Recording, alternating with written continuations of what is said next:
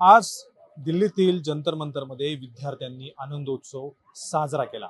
त्यांची जी पहिली प्रमुख मागणी होती ती जोपर्यंत मान्य होत नाही तोपर्यंत विद्यार्थीतून हटणार नाही असा त्यांनी पवित्रा घेतला।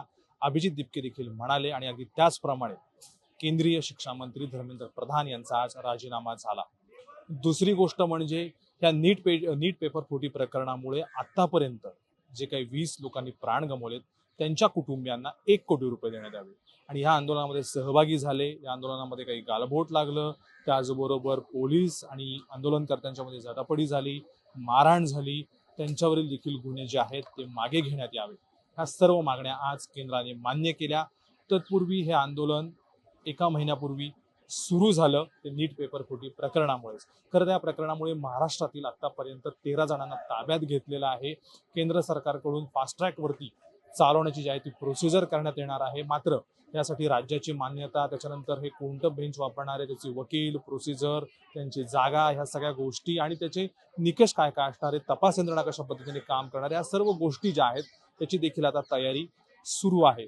दुसरीकडे ह्या आंदोलनामध्ये काय पाहायला मिळतं, सोशल मीडियावरती हे आंदोलन जितकं चिघळलं, वाढलं, अगदी त्याच पद्धतीने झेंझी सोशल मीडियाचा वापर करते हे मोदींनी हेरलं आणि मोदींनी देखील मध्यरात्री 12:30-1च्या सुमारासमध्ये एक व्हिडिओ केला। तो देखील त्यांनी इंस्टाग्रामवरतीच पोस्ट करून त्याला भरभरून प्रतिसाद दिला। लोकांनी सकारात्मक नकारात्मक दोन्ही बाजूंच्या प्रतिक्रिया दिल्या, टॅग केलं आणि त्यांनी देखील तो स्वागतार्ह त्याचं केलं। तिसरी गोष्ट, ज्या जंतर मंतरवरती आंदोलन झालं गेले 28 दिवस, सोनम वांगचुक यांनी देखील आंदोलन केलं। मात्र त्यांना 18 जुलैला या ठिकाणून उचलण्यात आणि ज्या पद्धतीने उचललं ती पद्धत अतिशय चुकीची होती असे ते लोकांचे बोलणे आपण देखील समाज माध्यमांवरती सगळ्या गोष्टी पाहतोय।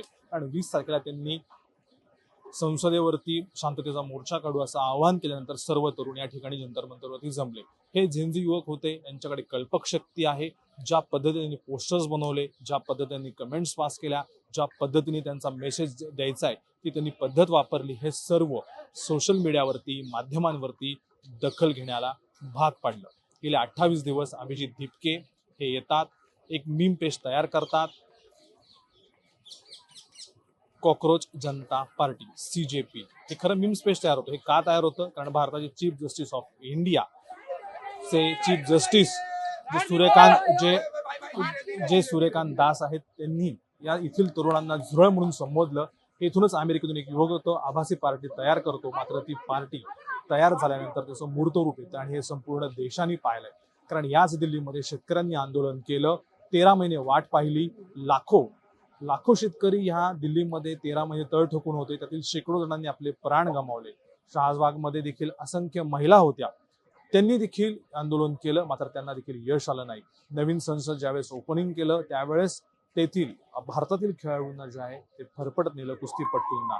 अशा प्रकारचं आंदोलन होत असेल तर दुसरी गोष्ट, सरकार काय करायचं, जे कोणी आंदोलन करेल त्यांना देशद्रोही, पाकिस्तानी, बांगलादेशी असं म्हणून हिडवून सगळ्या गोष्टी आपल्या पदरात घ्यायचं। मात्र यावेळेस तरुणांनी ठरवलं होतं की आमच्या भविष्याचा तुम्ही खेळ, स्वप्नांचा खेळ टेलिग्राम मार्फत, व्हॉट्सअप मार्फत सगळीकडे केला आणि 22 लाख विद्यार्थ्यांना मानसिक त्रास झाला, त्यांच्या कुटुंबियांना त्रास झाला। त्याच्यामुळे देशातील कुटुंबातील प्रत्येक जण ज्यांनी नीटची तयारी करतोय, ज्याला एक्झाम्स द्यायच्या, ज्याला खरंच डॉक्टर व्हायचे, ते सर्वजण हताश होते, तळतळ होते, कारण त्यांच्या स्वप्नांचा हा बाजार मांडला होता। यातील महाराष्ट्रातील 13 जण होते, अगदी मोठेगावकर असतील, मनीषा लोखंडे असतील, मनीषा वाघमारे असतील, यांची देखील आता सगळ्या चौकशी सुरू आहे, फास्ट ट्रॅकवर सगळ्या गोष्टी होतील।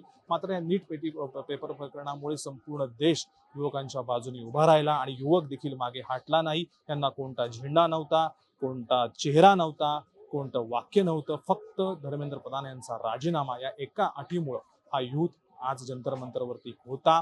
त्यांनी तो राजीनामा घेतला। पुढे काय होतंय हे आपल्याला कळेलच, कारण आज त्यांची बैठक देखील झाली।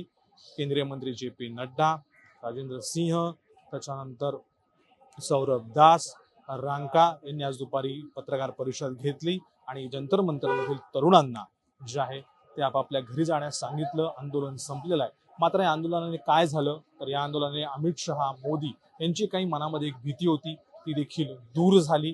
त्याचबरोबर ह्या आंदोलनाने 12 वर्षामध्ये पंतप्रधान नरेंद्र मोदींच्या मंत्रिमंडळात कोणत्याही मंत्र्याचा राजीनामा घेतला नाही, तो आज घेतला गेला। त्याच्यामुळे भविष्यात राज्यामध्ये असे काही भ्रष्टाचार उघडकीस आले तर हे तरुण एकत्र आले तर राजीनामा शिवाय देण्यात गत्यंतर नाही, हेच अधोरेखित करावं लागेल। आणि या आंदोलनाची नोंद आपल्याला घ्यावीच लागेल.